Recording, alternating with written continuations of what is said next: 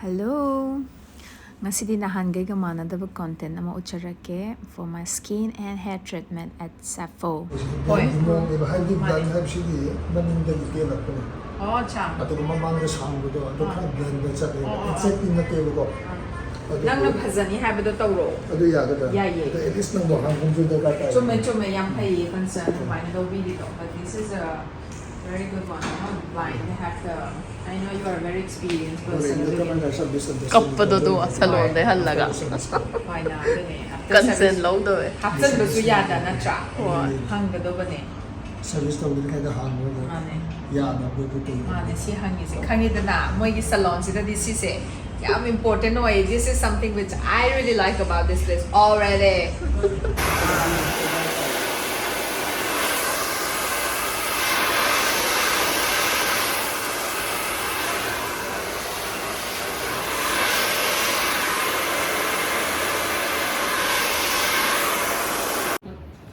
Sam kakuloy ni huzi.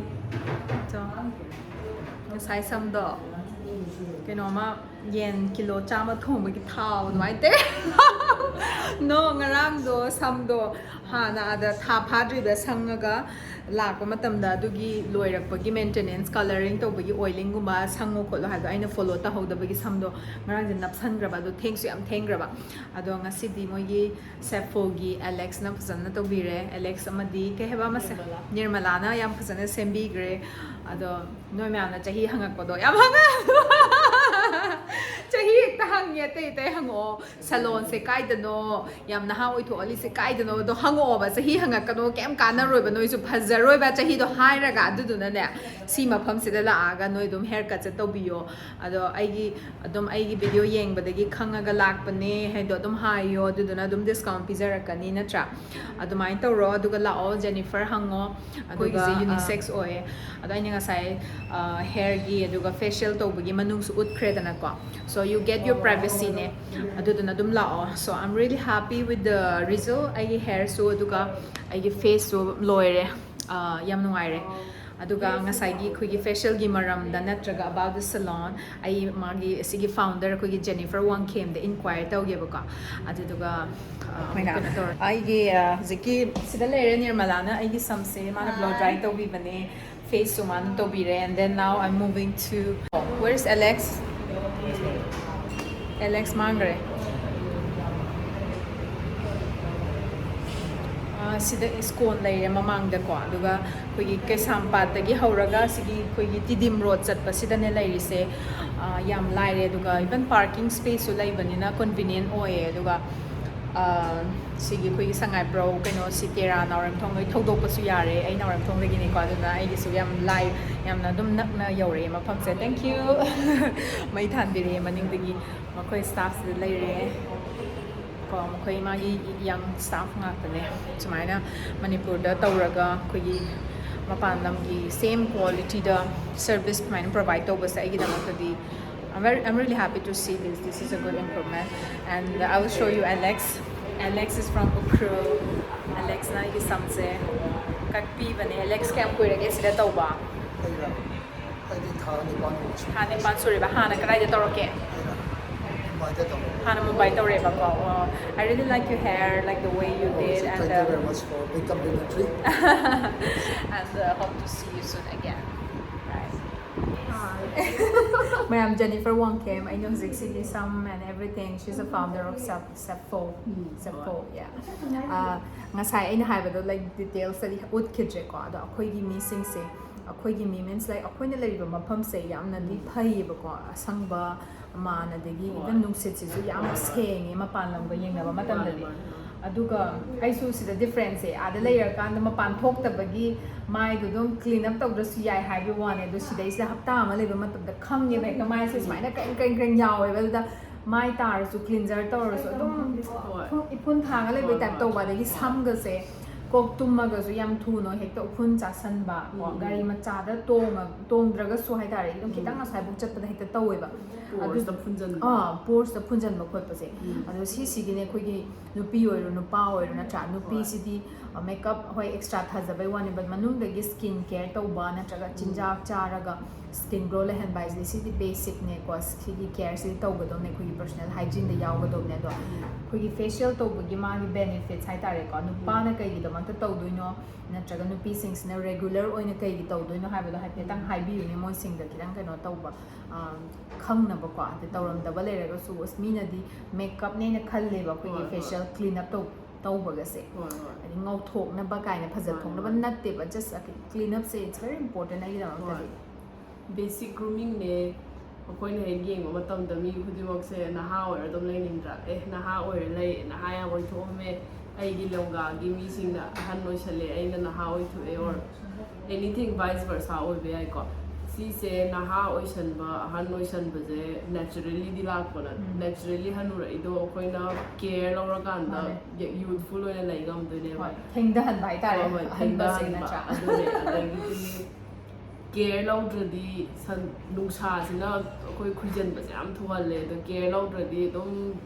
ꯂꯩꯐꯥꯎ care ꯂꯧꯕꯤꯗ꯭ꯔꯗꯤ ꯄꯠꯂ ꯁꯤꯗꯨꯅꯦ ꯑꯗꯣ ꯃꯤꯑꯣꯏꯕꯁꯨ ꯆꯞ ꯃꯥꯟꯅꯩ ꯂꯩꯒꯤ ꯇꯥꯏꯞꯇ ꯀꯦꯌꯔ ꯂꯧꯒꯗꯕꯅꯤ ꯑꯗꯣ ꯒ꯭ꯔꯨꯃꯤꯡꯁꯦ ꯏꯁꯤꯡ ꯆꯥꯏꯕꯤꯕꯅꯦ ꯈꯜꯂꯣ ꯁ꯭ꯀꯤꯟꯗ ꯅꯨꯄꯥꯈꯩꯗꯤ ꯑꯩꯅ ꯌꯥꯝ ꯇꯣꯏꯅ ꯍꯥꯏꯕ ꯑꯦꯛꯖꯥꯝꯄꯜꯅꯦ ꯃꯤ ꯍꯥꯏꯕꯁꯦ ꯅꯔꯆꯔ ꯇꯧꯕ ꯃꯇꯝꯗ ꯁꯦꯝ ꯂꯩ ꯑꯃꯒ ꯄꯥꯝꯕꯤ ꯑꯃꯒ ꯆꯞ ꯃꯥꯟꯅꯩ ꯏꯁꯤꯡ ꯆꯥꯏꯗ꯭ꯔꯦ ꯈꯨꯏꯔꯅꯤ ꯑꯗꯒꯤ ꯍꯥꯔ ꯍꯥꯞꯇ꯭ꯔꯦ ꯁꯤꯗꯣꯏꯅꯤ ꯅꯠꯇ꯭ꯔ ꯂꯩꯕꯥꯛꯇꯣ ꯀꯪꯉꯦ ꯂꯩ ꯑꯃ ꯍꯧꯕꯩ ꯇꯥꯏꯞꯇ ꯆꯞ ꯃꯥꯟꯅꯗꯣꯏꯅꯤ ꯌꯥꯝ ꯂꯨꯅ ꯇꯧꯔꯤꯈꯩ ꯂꯩꯗꯣ ꯐꯖꯗꯣꯏꯅꯤꯀꯣ ꯁꯦꯝ ꯊꯤꯡ ꯅꯨꯄꯥꯁꯤꯡꯁꯨ ꯑꯩꯈꯣꯏꯗꯤ ꯀꯦꯕ ꯏꯀꯥꯏꯖꯩ ꯅꯨꯄꯤ ꯅꯠꯇꯦ ꯑꯗꯩ ꯒꯦ ꯅꯠꯇꯦ ꯑꯗꯨꯃꯥꯏꯅ ꯍꯥꯏꯅꯩ ꯑꯗꯨꯒꯤ ꯀꯣꯟꯁꯦꯞꯇꯣ ꯑꯩ ꯒ꯭ꯌꯥꯟ ꯁꯨꯡꯇꯥ ꯇꯥꯗꯦ ꯀꯩꯒꯤꯅꯣꯗ ꯀꯦꯕꯁꯦ ꯅꯨꯄꯤꯒꯤꯗꯃꯛꯇꯁꯨ ꯅꯠꯇꯦ ꯁ꯭ꯀꯤꯟ ꯐꯍꯟꯕ ꯍꯥꯏꯕꯅꯤ ꯀꯦꯕ ꯍꯥꯏꯁꯤꯅ ꯃꯤꯠ ꯃꯥꯏꯗ ꯕ꯭ꯂꯁ ꯊꯥꯖꯟꯕꯗꯣ ꯅꯨꯄꯥꯅ ꯇꯧꯅꯤꯡꯗ꯭ꯔꯁꯨ ꯁ꯭ꯀꯤꯟ ꯀꯦꯌꯔ ꯇꯧꯕ ꯒ꯭ꯔꯨꯃꯤꯡ ꯇꯧꯕ ꯁꯝ ꯅꯥꯟꯅ ꯍꯥꯠꯄ ꯈꯨꯖꯤꯟ ꯈꯨꯌꯥ ꯐꯖꯍꯟꯕ ꯑꯗꯒꯤꯗꯤ ꯗꯥꯔꯛ ꯁꯔꯀꯜ ꯀꯃꯥꯏꯅ ꯂꯧꯊꯣꯛꯀꯅꯤ ꯑꯗꯩꯗꯤ ꯀꯃꯥꯏꯅ ꯈꯣꯏꯍꯜꯂꯣꯏ ꯍꯥꯏꯕꯁꯤꯡꯁꯦ ꯐꯦꯁꯤꯌꯦꯜꯒꯤ ꯀꯥꯟꯅꯕꯁꯦ ꯗꯤꯞ ꯀ꯭ꯂꯦꯟꯖꯤꯡ ꯑꯩꯈꯣꯏꯅ ꯌꯨꯝꯗ ꯇꯧꯖꯉꯝꯗꯕ ꯄꯣꯔꯁꯇ ꯐꯨꯟꯖꯜꯂ ꯂꯩꯈꯤꯕ ꯎꯔꯤꯡ ꯑꯣꯜꯂꯛꯀꯗꯕ ꯑꯗꯨ ꯃꯌꯥꯝꯗꯣ ꯗꯤꯞ ꯀ꯭ꯂꯦꯟꯖꯤꯡ ꯇꯧꯔꯒ ꯐꯦꯁꯤꯌꯦꯜꯁꯤꯅ ꯐꯖꯅ ꯂꯧꯊꯣꯛꯄꯤ ꯑꯗ ꯁ꯭ꯇꯤꯃꯤꯡ ꯄ꯭ꯔꯣꯁꯦꯁ ꯑꯃ ꯌꯥꯎꯔꯤꯁꯤꯅ ꯍꯨꯃꯥꯡ ꯈꯔ ꯊꯣꯛꯍꯜꯂꯒ ꯒ꯭ꯂꯣ ꯀꯥꯔꯛꯄ ꯑꯗꯨꯒ ꯃꯁꯥꯖꯀꯤ ꯄ꯭ꯔꯣꯁꯤꯖꯔꯁꯦ ꯑꯩꯈꯣꯏꯅ ꯀꯌꯥꯝ ꯀꯨꯏꯅ ꯌꯨꯝꯗ ꯁꯨꯃꯥꯏꯅ ꯁꯨꯝ ꯇꯧꯖ ꯂꯩꯅꯤ ꯃꯤ ꯑꯃꯅ ꯐꯖꯅ ꯃꯅꯨꯡ ꯌꯧꯅ ꯆꯤꯡꯈꯠꯄ ꯁꯨꯃꯥꯏꯅ ꯃꯥꯏ ꯆꯤꯡꯈꯠꯈꯤꯕ ꯃꯇꯝꯗ ꯐꯥꯔꯃꯤꯡ ꯑꯣꯏꯍꯜꯂꯛꯄ ꯑꯗꯩꯗꯤ ꯄ꯭ꯂꯝ ꯑꯣꯏꯔꯛꯄ ꯑꯗꯨ ꯃꯌꯥꯝꯗꯨꯅꯤ ꯑꯗ ꯅꯨꯄꯥꯗꯤ ꯌꯥꯝ ꯇꯣꯏꯅ ꯃꯁꯥꯗꯣ ꯀꯦꯌꯔ ꯂꯧꯗꯕꯅꯤꯅ ꯑꯗꯨꯝ ꯔꯦꯒꯨꯂꯔꯂꯤ ꯀ꯭ꯂꯤꯟ ꯑꯞ ꯆꯠꯇꯥꯔꯗꯤ ꯑꯩꯗꯤ ꯌꯥꯝ ꯗ꯭ꯔꯥꯁꯇꯤꯛ ꯆꯦꯟꯖ ꯂꯩꯅꯦꯅ ꯈꯜꯂꯦ ꯅꯨꯄꯤꯒꯤꯁꯨ ꯑꯦꯠꯂꯤꯁ ꯋꯥꯟꯁ ꯑ ꯃꯟꯇ ꯑꯃꯨꯛꯇꯪ ꯑꯗꯨꯃꯥꯏꯅ ꯗꯤꯞ ꯀꯦꯌꯔ ꯂꯧꯊꯣꯛ ꯇꯥꯔꯒꯗꯤ ꯂꯥꯛꯀꯗꯧꯔꯤꯕ ꯆꯍꯤꯗꯣ ꯌꯥꯝꯅ ꯏꯟꯚꯦꯁꯃꯦꯟ ꯃꯆꯥ ꯃꯆꯥꯅꯦꯕ ꯃꯥꯅꯦ ꯃꯥꯅꯦ ꯄꯨꯔꯥ ꯑꯦꯛꯁꯇ꯭रीꯝ ꯑꯣꯏꯔꯛꯑꯀꯥꯟ ꯁꯣꯛꯑꯀꯥꯟꯗ ꯅꯠꯇ꯭ꯔ ꯗꯔꯃꯥꯇꯣꯂꯣꯖꯤꯁꯇ ꯆꯠꯅꯔꯒ ꯑꯗꯒꯤ ꯁꯔꯖꯔꯤ ꯇꯧꯕꯣ ꯑꯗꯒꯤ ꯁ꯭ꯀꯤꯟ ꯀꯦꯌꯔ ꯍꯥꯟꯅ ꯇꯧꯖꯔꯝꯕ ꯄꯣꯠꯇꯣ ꯑꯃꯨꯛ ꯆꯦꯟꯖ ꯇꯧꯕ ꯍꯥꯏꯁꯦ ꯄꯩꯁꯥ ꯌꯥꯝ ꯆꯠꯄꯅꯦꯀꯣ ꯑꯗꯨꯗꯨꯅ ꯄꯨꯔꯥ ꯇꯣꯜ ꯑꯃ ꯑꯣꯏꯔꯦ ꯅꯠꯇ꯭ꯔꯥ ꯍꯥꯏꯗꯤ ꯑꯩꯈꯣꯏꯒꯤ ꯁꯦꯜꯐ ꯑꯦꯁꯇꯤꯝꯗꯣ ꯌꯥꯝꯅ ꯏꯐꯦꯛ ꯇꯧꯋꯦꯕ ꯑꯩꯈꯣꯏꯒꯤ ꯃꯥꯏ ꯑꯦꯛꯅꯤ ꯑꯣꯏꯔꯣ ꯑꯗꯒꯤ ꯁꯨꯃꯥꯏꯅ ꯈꯤꯇꯪ ꯄ꯭ꯔꯖꯦꯟꯇꯦꯕꯜ ꯑꯣꯏꯕ ꯋꯥꯠꯄ ꯍꯥꯏꯒꯗ꯭ꯔꯥ ꯍꯥꯏꯗꯤ ꯁꯤꯗꯤ ꯅꯦꯆꯔꯅ ꯑꯩꯈꯣꯏꯅ ꯊꯤꯡꯕ ꯌꯥꯕ ꯅꯠꯇꯦꯕ ꯑꯗꯨꯗꯩꯗꯨꯗ ꯑꯩꯈꯣꯏꯅ ꯑꯦꯛꯁꯇ꯭ꯔꯥ ꯀꯦꯌꯔ ꯂꯧꯕꯤꯕ ꯍꯥꯏꯇꯥꯔꯦ ꯑꯗꯨꯒ ꯀ꯭ꯂꯤꯟ ꯑꯞꯁꯦ ꯁꯤ ꯇꯧꯕꯤꯕꯁꯤꯅꯦꯀꯣ ꯍꯥꯏꯗꯤ ꯀꯦꯕ ꯍꯥꯏꯔꯒ ꯃꯤꯁꯤꯡꯁꯤꯅ ꯀꯥꯖꯜ ꯁꯪꯕ ꯂꯤꯞꯁꯇꯤꯛ ꯁꯪꯕꯗ ꯑꯣꯏꯅ ꯆꯠꯂꯒ ꯁꯤꯁꯦ ꯆꯠꯄꯤꯗꯕꯀꯣ ꯑꯗꯨꯗꯨꯅ ꯌꯥꯝ ꯏꯝꯄꯣꯔꯇꯦꯟꯁ ꯌꯥꯝ ꯑꯣꯏ ꯍꯥꯏꯗꯤ ꯁꯤꯒꯤ ꯀꯩꯅꯣꯁꯦ ꯑꯩꯈꯣꯏꯒꯤ ꯁꯂꯣꯟꯗ ꯆꯠꯄ ꯍꯥꯏꯔꯒ ꯃꯌꯥꯝꯅ ꯁ꯭ꯄꯦꯁꯦꯜꯂꯤ ꯅꯨꯄꯥꯒꯤ ꯑꯃ ꯍꯥꯏꯈꯤꯕ ꯌꯥꯝ ꯀꯣꯃꯟ ꯑꯣꯏꯕ ꯑꯩꯅ ꯊꯦꯡꯅꯕ ꯑꯩꯈꯣꯏꯒꯤ ꯑꯗꯨꯝ ꯅꯤꯌꯔ ꯑꯦꯟ ꯗꯤꯌꯔ ꯃꯌꯥꯝꯁꯦ ꯅꯨꯄꯥꯁꯤꯡꯁꯦ ꯅꯥꯇꯣꯟꯗ ꯕ꯭ꯂꯦꯛ ꯍꯦꯠꯁ ꯊꯣꯛꯄꯁꯦ ꯌꯥꯝ ꯊꯣꯛꯑꯦꯕ ꯈꯪꯕ꯭ꯔꯥ ꯃꯣꯏꯅꯗꯤ ꯅꯨꯄꯥꯅꯤ ꯊꯣꯛꯆꯁꯅꯨ ꯑꯗꯣ ꯃꯣꯏ ꯇꯁꯦꯡꯅ ꯗꯤꯞ ꯏꯟꯁꯥꯏꯠ ꯃꯣꯏ ꯅꯨꯡꯉꯥꯏꯔꯝꯃꯣꯏ ꯈꯪꯉꯦꯕ ꯈꯪꯕ꯭ꯔꯥ ꯌꯥꯝ ꯈꯦꯠꯅꯕ ꯅꯠꯇꯦꯀꯣ ꯅꯨꯄꯥꯁꯨ ꯁꯛ ꯐꯖꯅꯤꯡꯉꯤꯅꯤ ꯅꯨꯄꯥꯁꯨ ꯃꯅꯝ ꯅꯨꯡꯁꯤꯅꯤꯡꯉꯤ ꯄꯔꯐ꯭ꯌꯨꯝ ꯆꯥꯏꯔꯤꯁꯤꯅꯤ ꯅꯨꯄꯥꯁꯨ ꯏꯔꯨ ꯂꯨꯖꯔꯤ ꯅꯨꯄꯤꯁꯨ ꯂꯨꯖꯔꯤ ꯕꯠ ꯗ ꯁꯦꯝ ꯊꯤꯡ ꯅꯨꯄꯥꯗꯨꯅ ꯃꯥꯏꯗ ꯎꯔꯤꯡ ꯊꯨꯡꯉꯛꯄ ꯅꯠꯇ꯭ꯔꯒ ꯕ꯭ꯂꯦꯛ ꯍꯦꯠ ꯊꯣꯛꯂꯛꯄ ꯃꯇꯝꯗ ꯗꯦꯐꯤꯅꯦꯠꯂꯤ ꯑꯩꯈꯣꯏꯗ ꯍꯥꯏꯗꯣꯛꯇ꯭ꯔꯒꯁꯨ ꯅꯣꯏ ꯃꯅꯨꯡꯗꯗꯤ ꯅꯨꯡꯉꯥꯏꯇꯦ ꯑꯗꯣ ꯀꯅꯥꯝꯇ ꯍꯥꯏꯗꯣꯛꯇꯕꯤꯗ ꯑꯗꯨꯝ ꯁꯂꯣꯟꯗ ꯆꯠꯂꯒ ꯀ꯭ꯂꯤꯅꯤꯡ ꯇꯧꯊꯣꯛꯄ ꯌꯥꯏ ꯍꯥꯏꯕ ꯑꯗꯨ ꯅꯠꯇ꯭ꯔꯥ ꯀꯅꯥꯝꯇ ꯍꯥꯏꯗꯣꯛꯀꯗꯧꯕ ꯅꯠꯇꯦ ꯑꯩꯈꯣꯏꯅ ꯍꯛꯆꯥꯡ ꯅꯨꯡꯉꯥꯏꯇ꯭ꯔꯀꯥꯟ ꯋꯥꯈꯜ ꯅꯨꯡꯉꯥꯏꯇ꯭ꯔꯀꯥꯟꯗ ꯊꯦꯔꯥꯄꯤꯁ ꯑꯝꯗ ꯆꯠꯂꯒ ꯁꯥꯏꯀꯣꯂꯣꯖꯤꯁꯇ ꯆꯠꯂꯤꯁꯦ ꯃꯈꯣꯏꯒꯤ ꯖꯣꯕ ꯑꯃ ꯑꯣꯏꯅ ꯃꯈꯣꯏ ꯀꯣꯟꯁꯦꯟ ꯃꯈꯣꯏ ꯁꯥꯏꯟ ꯇꯧꯔꯤꯅꯦꯕ ꯃꯈꯣꯏꯁꯦ ꯀꯅꯥꯃꯠꯇ ꯁꯤ ꯗꯤꯁꯀ꯭ꯂꯣꯖ ꯇꯧꯕ ꯌꯥꯕ ꯅꯠꯇꯦ ꯗ ꯁꯦꯝ ꯊꯤꯡ ꯁꯤꯒꯤ ꯋꯥꯔꯛ ꯏꯊꯤꯀꯦꯠ ꯍꯥꯏꯇꯥꯔꯦ ꯁꯂꯣꯟꯒꯤ ꯃꯤ ꯑꯃꯅ ꯑꯗꯨꯒꯤ ꯅꯨꯄꯤꯗꯨꯗꯤ ꯑꯗꯨꯒꯤ ꯅꯨꯄꯥꯗꯨꯗꯤ ꯃꯃꯥ ꯌꯥꯝ ꯁꯦꯡꯕ ꯂꯥꯛꯏꯅꯦ ꯑꯗꯨ ꯂꯩꯅꯦ ꯍꯥꯏꯗꯦ ꯅꯠꯇ꯭ꯔꯥ ꯑꯗꯨꯅꯦ ꯑꯗꯩ ꯁꯅꯥ ꯁꯥꯕ ꯃꯤ ꯑꯃꯅ ꯑꯁ ꯃꯥꯗꯤ ꯁꯅꯥ ꯌꯥꯝ ꯁꯥꯕꯅꯤꯍꯦ ꯀꯥꯏꯅ ꯍꯥꯏꯕꯗꯣ ꯀꯅꯥꯝꯇ ꯍꯥꯏꯗꯦ ꯑꯗꯨꯗꯤ ꯃꯤ ꯃꯤꯒꯤ ꯄ꯭ꯔꯣꯐꯦꯁꯟꯅꯦ ꯃꯈꯣꯏꯒꯤ ꯋꯦ ꯑꯣꯐ ꯂꯤꯕꯤꯡꯅꯦ ꯏꯟꯀꯝꯅꯦ ꯍꯥꯏꯕ ꯑꯗꯨꯗꯩꯗꯨꯗ ꯄꯥꯈꯠꯇꯅ ꯃꯥ ꯑꯩ ꯁꯂꯣꯟ ꯆꯠꯄ ꯏꯀꯥꯏꯖ ꯍꯥꯏꯗꯣꯛꯀꯅꯣ ꯑꯗꯨꯒꯤ ꯃꯍꯨꯠꯇ ꯀꯅꯥꯝꯇ ꯍꯥꯏꯗꯣꯛꯇꯕꯤꯗ ꯇꯨꯃꯤꯟꯅ ꯑꯗꯨꯝ ꯒꯥꯔꯤ ꯊꯧꯔ ꯂꯥꯛꯑꯒ ꯁꯞꯄꯣꯒꯤ ꯃꯈꯥꯗ ꯄꯥꯛ ꯇꯧꯔꯝꯃꯒ ꯀꯥꯈꯠꯂꯣ ꯃꯥꯏꯗꯤ ꯁ꯭ꯇꯥꯐ ꯅꯨꯄꯥꯁꯨ ꯂꯩꯀꯣ ꯑꯩ ꯑꯣꯏꯅ ꯂꯥꯛꯀꯅꯤꯕ ꯑꯩꯁꯨ ꯑꯇꯩ ꯑꯇꯩ ꯀꯥꯏ ꯆꯠꯇꯣꯏꯅꯣ ꯀꯩꯝ ꯈꯪꯗꯦ ꯑꯩꯈꯣꯏꯗꯩꯗꯤ ꯌꯨꯝꯗꯤ ꯁ꯭ꯇ꯭ꯔꯦꯠ ꯂꯥꯏꯟꯅꯦꯕ ꯅꯥꯎꯔꯦꯝꯊꯣꯡ ꯐꯥꯎꯗꯣꯔꯛꯑꯅꯤ ꯇꯦꯔꯥ ꯐꯥꯎꯗꯣꯔꯛꯑꯅꯤ ꯁꯦꯟꯖꯨ ꯁꯦꯟꯗꯦꯛꯇꯣ ꯇꯥꯔꯛꯑꯅꯤ ꯑꯗꯨꯒ ꯁꯉꯥꯏꯄ꯭ꯔꯧ ꯇꯥꯔꯦ ꯑꯗꯨꯒ ꯁ꯭ꯀꯣꯟꯗꯒꯤ ꯁ꯭ꯀꯣꯟꯗ ꯈꯥꯝꯃꯝꯃꯦꯕ ꯒꯥꯔꯤꯗꯨꯗꯤ ꯀꯩꯅꯣꯗꯤ ꯃꯃꯥꯏ ꯇꯔꯅꯤꯡꯗꯣ ꯌꯥꯗꯕꯤ ꯑꯗꯨ ꯈꯣꯡꯅ ꯆꯦꯜꯂꯦ ꯀꯟꯅ ꯂꯝꯕꯤꯗ ꯃꯦꯟ ꯔꯣꯗꯇꯣ ꯂꯥꯜꯂꯛꯏꯅꯦ ꯈꯪꯗꯕꯩꯅꯤꯅꯦ ꯃꯥꯅꯦ ꯑꯩꯈꯣꯏꯅ ꯁꯣꯝꯗꯩ ꯊꯧꯗꯣꯔꯛꯄ ꯑꯗꯨꯒ ꯁꯣꯝꯗꯩ ꯅꯠꯇ꯭ꯔꯒ ꯁꯣꯝꯗꯩ ꯑꯃꯨꯛ ꯌꯨ ꯇꯔꯟ ꯂꯧꯗꯣꯏꯗꯣ ꯑꯩꯈꯣꯏ ꯕꯥꯅ ꯈꯣꯡ ꯆꯦꯟꯈ꯭ꯔꯣ ꯑꯗꯣ ꯅꯨꯄꯥꯒꯤ ꯁꯝꯁꯨ ꯃꯉꯥꯏꯔꯦ ꯑꯗꯨꯝ ꯗ꯭ꯔꯥꯏ ꯑꯣꯏꯅꯤ ꯅꯨꯄꯥꯒꯤꯗꯤ ꯇꯣꯏꯅ ꯀꯛꯄꯅꯤꯅ ꯒ꯭ꯔꯣꯠꯁꯤꯁꯨ ꯊꯨꯕꯅꯤꯅ ꯑꯗꯨꯝ ꯃꯁꯥꯒꯤ ꯁꯤꯜꯀꯤ ꯑꯣꯏ ꯑꯗꯨꯒ ꯌꯥꯝꯅ ꯃꯥꯒꯤ ꯑꯩꯈꯣꯏꯒꯤ ꯁꯝꯒꯤ ꯇꯦꯛꯁꯆꯔꯁꯤꯡ ꯊꯥꯏ ꯍꯥꯏꯇꯥꯔꯦꯀꯣ ꯏꯚꯟ ꯅꯨꯄꯤꯒꯤꯁꯨꯅꯦ ꯁꯝ ꯇꯣꯏꯅ ꯑꯩꯈꯣꯏꯒꯤ ꯍꯥꯏꯂꯥꯏꯠ ꯇꯧꯕ ꯑꯣꯏꯔꯣ ꯅꯠꯇ꯭ꯔꯒ ꯗꯥꯏ ꯇꯧꯕꯁꯤꯡꯁꯤꯒꯤ ꯏꯐꯦꯛꯁꯤꯡꯁꯤꯅ ꯀꯃꯥꯏꯅ ꯇꯧꯕꯅꯣ ꯀꯦꯃꯤꯀꯦꯜꯒꯤ ꯏꯐꯦꯛ ꯌꯥꯝ ꯂꯩꯕꯁꯦ ꯁꯪꯕꯁꯦ ꯐꯕꯨꯗꯤ ꯌꯥꯝ ꯐꯖꯩ ꯑꯩꯁꯨ ꯌꯥꯝ ꯇꯣꯏꯅ ꯁꯪꯉꯦ ꯑꯗꯣ ꯗ꯭ꯔꯥꯏ ꯑꯣꯏ ꯑꯗꯣ ꯁꯤꯗꯁꯨ ꯑꯃꯨꯛ ꯀꯦꯌꯔ ꯂꯧꯕ ꯑꯃ ꯗꯔꯀꯥꯔ ꯇꯥꯏ ꯇꯣꯏꯅ ꯍꯦꯌꯔ ꯁ꯭ꯄꯥ ꯇꯧꯕ ꯑꯗꯩ ꯑꯣꯂꯥꯐ꯭ꯂꯦꯛꯁ ꯇꯧꯕ ꯑꯩꯈꯣꯏ ꯔꯤꯚꯔꯁ ꯂꯥꯛꯑꯒ ꯁꯝꯁꯦ ꯁꯪꯅ ꯑꯗꯨꯝ ꯐꯖꯅꯕ ꯍꯧꯖꯤꯛꯀꯤ ꯇ꯭ꯔꯦꯟꯗꯤ ꯅꯦꯆꯔꯦꯜꯂꯤ ꯑꯃꯨꯛ ꯐꯖꯕꯅꯤꯁꯤꯅ ꯑꯗꯨꯗꯨꯅ ꯁꯨꯃꯥꯏꯅ ꯃꯌꯥꯝ ꯇꯧꯕ ꯌꯥꯏ ꯑꯗꯨꯒ ꯀꯦꯕꯗ ꯏꯀꯥꯏꯗꯕ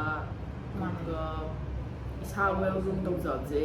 ꯋꯥꯈꯜ ꯅꯨꯡꯉꯥꯏꯕꯅꯦ ꯋꯥꯈꯜ ꯅꯨꯡꯉꯥꯏꯔꯗꯤ ꯁꯔꯥꯎꯟꯗꯤꯡꯁꯨ ꯑꯗꯨꯝ ꯍꯦꯄꯤ ꯑꯣꯏꯔ ꯂꯩ ꯄꯣꯖꯤꯇꯤꯚ ꯑꯗꯨꯝ ꯂꯩꯗꯣꯏꯅꯦꯕꯀꯣ ꯐꯤꯂꯤꯡꯁꯦ ꯌꯥꯝ ꯏꯝꯄꯣꯔꯇꯦꯟ ꯑꯗꯨꯒ ꯑꯩꯈꯣꯏꯒꯤ ꯀꯦꯕ ꯑꯃꯨꯛꯀ ꯃꯃꯥꯡꯗꯁꯨ ꯍꯥꯏꯈꯤꯕꯅꯦ ꯀꯦꯕ ꯍꯥꯏꯕꯒ ꯑꯩꯈꯣꯏꯒꯤ ꯒ꯭ꯔꯨꯃꯤꯡꯁꯤꯒꯤ ꯄꯔꯁꯣꯅꯦꯜ ꯍꯥꯏꯖꯤꯟꯁꯦ ꯌꯥꯝꯅ ꯗꯤꯐ꯭ꯔꯦꯟ ꯑꯣꯏ ꯍꯥꯏꯇꯥꯔꯦꯀꯣ ꯇꯧꯗ꯭ꯔ ꯌꯥꯗ꯭ꯔꯕ ꯑꯩꯈꯣꯏꯅ ꯅꯨꯡꯇꯤꯒꯤ ꯇꯨꯝ ꯍꯧꯒꯠꯂꯒ ꯕ꯭ꯔꯁ ꯇꯧꯔꯤꯕ ꯁꯝ ꯍꯥꯠꯂꯤꯕ ꯃꯥꯏ ꯇꯥꯔꯤꯕ and then iruzariba these are personal hygiene si mayam sine aduga amuk another layer skin care sisu aduda chinne ko ke bahayraga nutina sam machu sangba lipstick and all this external mayam tawbasing sina makeup ta chingre duna yaraga di skin care oiro hair care sigum pase adum seasonal oina natra da skin texture sigi matang su hai dai ne hi season change to way matungina skin type su change to matam da ko se kuina season aramba pro pot to natra change lai ga bane ba ꯏꯪꯊꯝꯊꯥꯗꯅ ꯌꯥꯝ dry ꯑꯣꯏꯕꯅꯤꯅ ꯁ꯭ꯀꯤꯟꯗꯣ ꯍꯦꯟꯅ extra care extra moisture ꯁꯤꯖꯤꯟꯅꯕ ꯗꯔꯀꯥꯔ ꯇꯥꯏ ꯀꯥꯂꯦꯟꯗꯅ ꯑꯃꯨꯛ humidity ꯈꯤꯇꯪ ꯌꯥꯎꯕꯅꯤꯅ laser moisturiser ꯁꯤꯖꯤꯟꯅꯕ ꯏꯚꯟ ꯁꯟꯁꯀ꯭ꯔꯤꯟꯗꯐꯥꯎ ꯈꯦꯠꯅꯕ ꯑꯗꯨ ꯃꯌꯥꯝꯗꯣ ꯌꯦꯡꯉꯒ ꯒ꯭ꯌꯥꯟ ꯇꯥꯗ꯭ꯔꯁꯨ ꯑꯩꯈꯣꯏꯁꯨ ꯑꯗꯨꯝ ꯂꯩꯔꯤ ꯒꯥꯏꯗ ꯇꯧꯕꯤꯅꯕ ꯑꯗꯨ meyamdo tawraga youthful oina gracefully age tawbaduna phaidana akoina Bollywood or Hollywood film star meyam yenga moidi hanu sande haiba oina chalam salon trips meyam adune haise no magi ko nungti sigi lifestyle ne haiba tare ko lifestyle se kaino khoi gi habits small habits no magi ko khoi ai skin care tawba samde haiba mi sin the ta do sangdaba natte isana tawroi ge na tawdaba na cha I agree 100%. aina moment ko tum hawalaga ai ngasi tagi hawraga ai tawdaba yade na tawgiba matamda kanamtana nang tawba yaro hairo oyaga natra even angang khoi gi moira kanda luhong kanda ai ngamje matam sangde hekta haiba hoi khoi hong je bai kandre ka dorga su buziki isana commitment am laizadra ne tawgani haibdo haidi ꯀꯩꯗꯧꯕꯒꯤ ꯃꯤ ꯂꯩ ꯐꯖꯕ ꯍꯥꯏꯁꯨ ꯃꯤ ꯂꯣꯏ ꯍꯦꯛꯅꯤꯡꯉꯤ ꯉꯥꯛꯇꯅꯤ ꯅꯠꯇ꯭ꯔꯥ ꯏꯁꯥꯅ ꯏꯁꯤꯡ ꯆꯥꯏꯖꯗ꯭ꯔꯒꯗꯤ ꯑꯩꯒꯤ ꯂꯩꯗꯣ ꯄꯠꯇꯣꯏꯅꯤ ꯁꯦꯝ ꯊꯤꯡ ꯑꯗꯨꯗꯨꯅ ꯏꯁꯥꯗ ꯂꯣꯏ ꯂꯩꯔꯦ ꯃꯥꯅꯦ ꯍꯣꯏ ꯃꯤꯅ ꯂꯥꯛꯑ ꯅꯪ ꯁ꯭ꯀꯤꯟ ꯀꯦꯌꯔ ꯇꯧꯕꯤꯔꯣꯏ ꯃꯤ ꯂꯥꯛꯑ ꯅꯪ ꯕ꯭ꯂꯦꯀꯦꯠꯁꯤ ꯂꯧꯊꯣꯛꯄꯤꯔꯣꯏ ꯃꯥꯅꯦ ꯅꯁꯥꯅ ꯀꯦꯌꯔ ꯂꯧꯖꯒꯗꯕꯅꯤ ꯅꯨꯄꯥꯁꯤꯡꯁꯨ ꯇꯥꯡꯉꯦ ꯑꯗꯨ ꯇꯧꯋꯦꯗꯤ ꯍꯥꯏꯅꯤ ꯑꯗꯨꯒ ꯌꯨ 8,000 ꯄꯤꯕ ꯊꯛꯂꯩꯔꯝꯃꯦ ꯃꯥꯅꯦ ꯑꯗꯨ ꯇꯧꯕꯩ ꯃꯍꯨꯠꯇ ꯊꯥ ꯑꯃꯗ ꯈꯤꯇꯪ ꯅꯁꯥꯗ ꯏꯟꯚꯦꯁ ꯇꯧꯔꯗꯤ long run da bai nang yam ti nga ngoi thu e ga do akal sa law ngai thok to du noi tra hoi keba se skin care and then with personal hygiene exercise nutrition yam tumba ising yam thakpa khoi hydrate to base ko adu jam ti darkar ne mai dang ke ba ta ba haza aphaba jinjak cha ba hoi khoi haidi mayam thengnai ba la khoina su uramgani yum khuding khoi si acne thokpa the skin problems the nature neba sidi it's very natural sidi adum oihangadom ne chahi gi matungina natra hormone change sorpagi matungina lakpa ngaktane adudai juda khoina maintenance natra gari do yarakchakanda khoina maintain to bi baheta kodak ta even gari jo servicing to ige kuina chatra servicing to bidaba gari do kuina chatra chatloi same thing me su gari ne haba how do phaba halige phaba jinjak sari ge phajana chele smooth oire natra car wa yaude mane car do servicing center da puraga chamthoga lange natra chamdana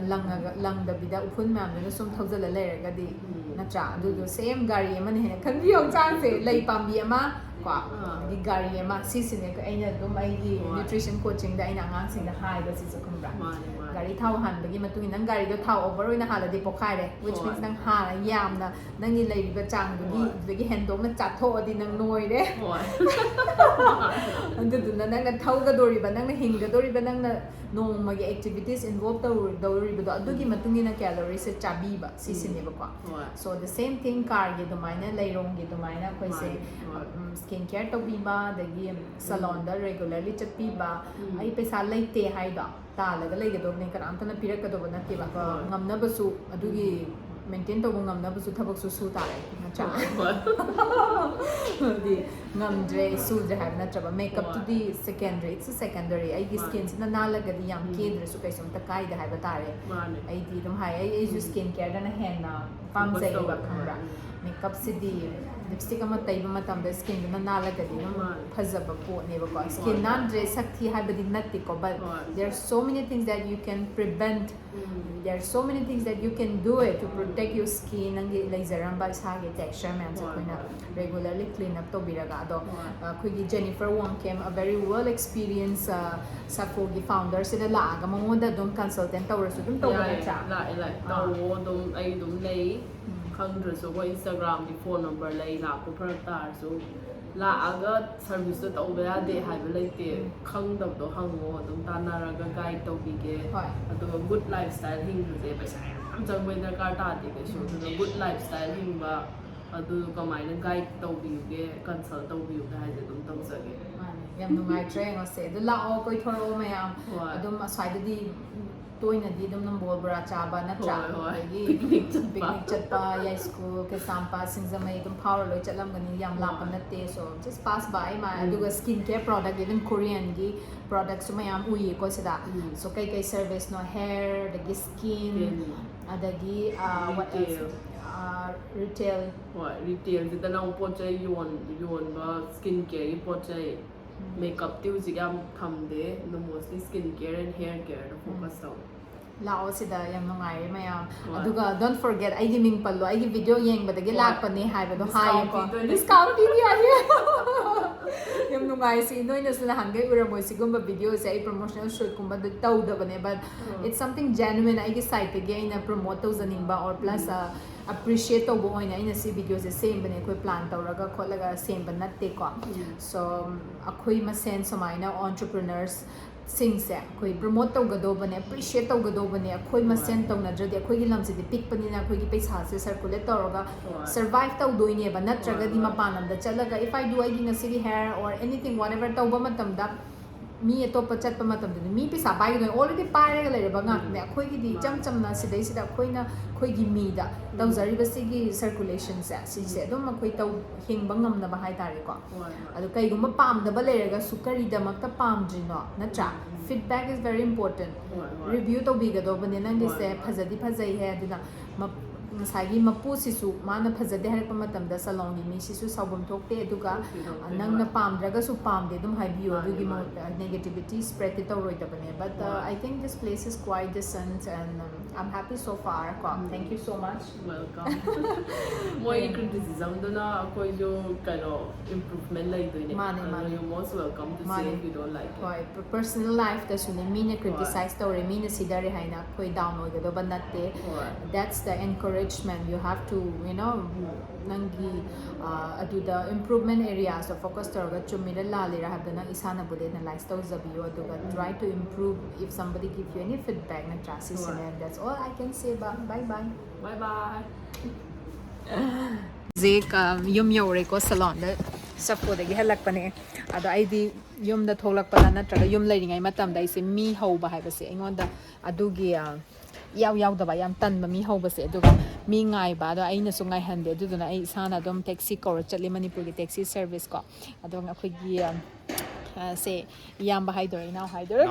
ꯏꯅꯥꯎꯅꯦ ꯀꯃꯥꯏꯅ ꯑꯩꯉꯣꯟꯗ ꯆꯤꯆꯦ ꯀꯧꯋꯦ ꯅꯍꯥꯟꯁꯦ ꯌꯨꯝ ꯍꯦꯛ ꯊꯣꯛꯂꯛꯄꯗꯒꯤ ꯑꯩꯈꯣꯏꯅ number ꯑꯃ ꯑꯣꯐꯤꯁꯀꯤ ꯅꯝꯕꯔ ꯑꯃ ꯂꯩꯕ ꯑꯗꯨꯗ ꯀꯣꯜ ꯇꯧꯔꯒ ꯀꯧꯕꯁꯦ ꯃꯥ ꯂꯥꯛꯑꯦꯕ ꯑꯅꯤꯔꯛ ꯁꯨꯔꯦꯕ ꯑꯗꯣ ꯉꯁꯤꯁꯨ ꯑꯣꯐꯤꯁꯇ ꯀꯣꯜ ꯇꯧꯔꯀꯥꯟꯗ ꯃꯥ ꯂꯥꯛꯑꯦꯕ ꯃꯥꯁꯤ ꯈꯪꯅꯔꯦꯕ ꯗꯥꯎ ꯌꯥꯝ ꯌꯥꯕ ꯍꯥꯏꯇꯥꯔꯦ ꯁꯤ ꯗꯥꯎ ꯌꯥꯝ ꯌꯥꯕ ꯂꯥꯏꯅ ꯏꯔꯣꯏꯗ ꯊꯦꯡꯅꯕ ꯃꯇꯝꯗ ꯃꯥꯅꯦ ꯅꯍꯥꯟꯁꯨ ꯑꯍꯥꯟꯕ ꯅꯨꯃꯤꯠꯇ ꯃꯥꯅ ꯑꯩꯒꯤ ꯁꯕꯁꯀ꯭ꯔꯥꯏꯕꯔꯅꯦ ꯀ ꯍꯥꯏꯔꯛꯄꯗ ꯑꯩꯁꯨ ꯄꯨꯔꯥ ꯉꯛꯈ꯭ꯔꯕ ꯌꯥꯝ ꯇꯥꯟ ꯆꯥꯟꯅꯅ ꯑꯩꯅ ꯈꯟꯕꯅ ꯑꯩꯁꯦ ꯃꯤ ꯀꯅꯥꯝꯇꯅ ꯈꯪꯉꯝꯃꯣꯏ ꯀꯥꯏꯅ ꯂꯩꯕꯗꯣ ꯑꯩꯅ ꯍꯥꯟꯅ ꯀꯧꯕꯅꯤꯁꯦ ꯑꯗꯣ ꯍꯧꯖꯤꯛ ꯃꯥꯅ ꯌꯨꯝꯐꯧ ꯊꯤꯟꯕꯤꯔꯛꯏꯅꯦ ꯑꯗꯨꯒ ꯅꯣꯏꯒꯤ ꯑꯣꯐꯤꯁꯀꯤ ꯂꯤꯡꯀꯨꯝꯕ ꯂꯩ ꯀꯩ ꯃꯃꯤꯡ ꯀꯧꯒꯦ Imphal cab and taxi service Imphal cab and taxi service ꯑꯩ ꯈꯪꯗꯦ ꯏꯅꯥꯎꯄꯥꯅ ꯇꯧꯕꯅꯤꯀꯣ ꯑꯩ ꯑꯃꯨꯛ ꯇꯧꯗ꯭ꯔꯦ ꯑꯗꯣ ꯃꯌꯥꯝ ꯂꯤꯡ ꯍꯥꯞꯄꯛꯀꯦ ꯏꯝꯐꯥꯜꯗ ꯆꯠꯊꯣꯛ ꯆꯠꯁꯤꯟꯒꯨꯝꯕ ꯑꯗꯨꯒꯨꯝꯕ ꯄ꯭ꯔꯣꯕ꯭ꯂꯦꯝ ꯂꯩꯕꯁꯤꯡ ꯑꯣꯏꯔꯒꯗꯤ ꯁꯤꯒꯤ ꯅꯝꯕꯔꯁꯤꯗ ꯑꯗꯨꯝ ꯀꯣꯜ ꯇꯧꯕꯤꯌꯨꯀꯣ ꯑꯗꯨꯒ ꯁꯤꯒꯤ ꯇꯦꯛꯁꯤ ꯁꯤꯁꯦ ꯌꯥꯝ ꯐꯩꯌꯦ ꯑꯩꯈꯣꯏꯅ ꯎꯕꯔ ꯅꯠꯇ꯭ꯔꯒ ꯑꯣꯂꯥ ꯁꯤꯒꯨꯝꯕ ꯃꯄꯥꯟ ꯂꯝꯒꯤ ꯇ꯭ꯔꯥꯟꯁꯄꯣꯔꯠ ꯀꯣ ꯁꯤꯒꯨꯝꯕ ꯂꯥꯛꯇ꯭ꯔꯤꯉꯩꯗ ꯏꯁꯥꯅ ꯀꯣꯜ ꯇꯧꯖꯔꯒ ꯗꯥꯏꯔꯦꯛ ꯑꯣꯏꯅ ꯇꯦꯛꯁ ꯊꯤꯗꯕꯤꯗ ꯅꯠꯇ꯭ꯔꯒ ꯀꯣ ꯀꯃꯤꯁꯟ ꯌꯥꯎꯗꯕꯤꯗ ꯇꯧꯕꯁꯦ ꯁꯤ ꯌꯥꯝ ꯐꯩ ꯈꯜꯂꯦ ꯑꯩꯈꯣꯏ ꯑꯗꯨꯝ ꯑꯦꯝꯄ꯭ꯂꯣꯏ ꯇꯧꯍꯟꯕ ꯍꯥꯏꯇꯥꯔꯦ ꯑꯗꯒꯤ ꯄ꯭ꯂꯁ ꯃꯄꯥꯟ ꯂꯝꯗ ꯇꯦꯛꯁ ꯆꯠꯈꯤꯗꯕ ꯑꯔꯦꯝꯕꯗ ꯍꯥꯏꯇꯥꯔꯦꯀꯣ ꯁꯤꯁꯦ ꯑꯗꯨꯝ ꯃꯌꯥꯝ ꯑꯩꯈꯣꯏ ꯁꯧꯒꯠꯃꯤꯟꯅꯁꯦ ꯌꯥꯝ ꯅꯨꯡꯉꯥꯏꯖꯔꯦꯀꯣ ꯊꯦꯡꯛ ꯌꯨ ꯁꯣ ꯃꯆ